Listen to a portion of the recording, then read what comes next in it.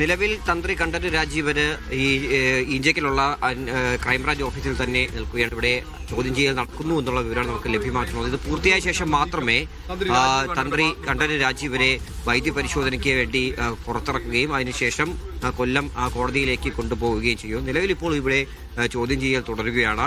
നേരത്തെ തന്നെ തന്ത്രിയോട് ഹാജരാവാൻ വേണ്ടി പ്രത്യേക അന്വേഷണ സംഘം ആവശ്യപ്പെട്ടിരുന്നു. അതിന്റെ ഭാഗമായിട്ട് ഇന്ന് ഇവിടെ തിരുവനന്തപുരത്ത് എത്തുകയും അതേപോലെ തന്നെ അദ്ദേഹത്തെ രഹസ്യ കേന്ദ്രത്തിൽ വെച്ച് ചോദ്യം ചെയ്യുകയും ചെയ്തിരുന്നു പ്രത്യേക അന്വേഷണ സംഘം. അതിനുശേഷമാണ് അറസ്റ്റിലേക്ക് നീങ്ങുകയും അവിടെ നിന്ന് നേരെ ഈഞ്ചയ്ക്കിലുള്ള ക്രൈംബ്രാഞ്ച് ഓഫീസിലേക്ക് എത്തിക്കുകയും ചെയ്തത്. രണ്ട് പ്രധാനപ്പെട്ട കാര്യങ്ങൾ തന്നെയാണ് തന്ത്രിയിൽ നിന്ന് മനസ്സിലാക്കേണ്ടത്. ഒന്ന്, ഈ ഉണ്ണികൃഷ്ണൻ പോറ്റിയുമായിട്ടുള്ള പരിചയം.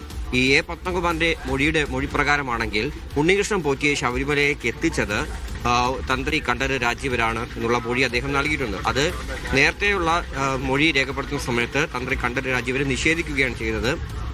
താനല്ല ഉണ്ണികൃഷ്ണൻ പോറ്റിയെ ശബരിമലയിലേക്ക് എത്തിച്ചു എന്നുള്ള കാര്യമാണ് അന്ന് ഈ പ്രത്യേക അന്വേഷണ സംഘത്തിന് മുമ്പാകെ തന്ത്രി കണ്ഠരര് രാജീവര് മൊഴിയായി നൽകിയത്. രണ്ടാമത്തെ കാര്യം, ഈ ദ്വാരപാലക ശില്പത്തിലെ സ്വർണ്ണപ്പാളികൾ വീണ്ടും സ്വർണ്ണം പൂശാൻ വേണ്ടി ചെന്നൈയിലേക്ക് കൊണ്ടുപോയ കാര്യമാണ്.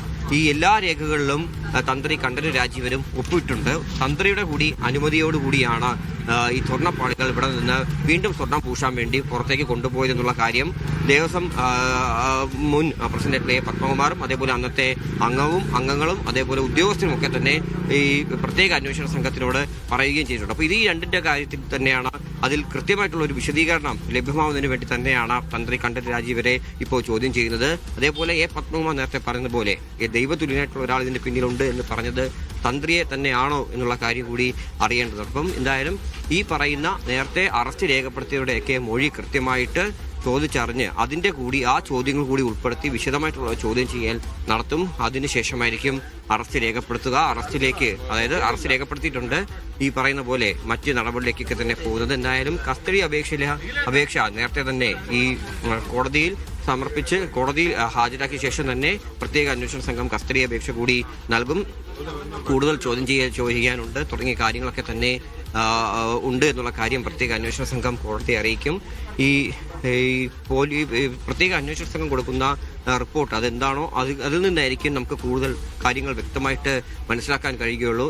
ഏതൊക്കെ കുറ്റങ്ങൾ ചുമത്തിയാണ് തന്ത്രി കണ്ഠരര് രാജീവരുടെ അറസ്റ്റ് രേഖപ്പെടുത്തിയെന്നുള്ള കാര്യം അപ്പോൾ മാത്രമേ വ്യക്തമാവൂ. നിലവിലിപ്പോൾ എന്തായാലും നമുക്ക് ലഭ്യമായിട്ടുള്ള വിവരപ്രകാരം ഈ രണ്ട് കാര്യങ്ങൾ തന്നെയാണ് ഈ പ്രത്യേക അന്വേഷണ സംഘം തന്ത്രി കണ്ഠരര് രാജീവരിൽ നിന്ന് അറിയേണ്ടത്. അതിന്റെ അടിസ്ഥാനത്തിൽ തന്നെയാണ് അദ്ദേഹത്തിന്റെ അറസ്റ്റ് ഇപ്പോൾ രേഖപ്പെടുത്തിയിട്ടുള്ളത്.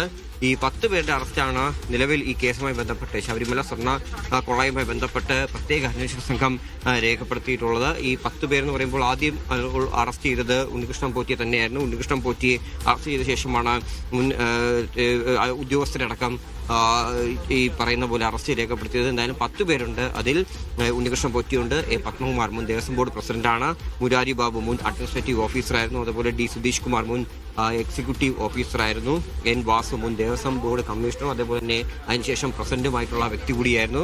അതിനുശേഷമാണ് പങ്കജ് ഭണ്ഡാരി, ഗോവർദ്ധൻ വിജയകുമാർ എന്നിവരുടെ അറസ്റ്റ് ഏറ്റവും ഒടുവിലായിട്ട് രേഖപ്പെടുത്തിയത്.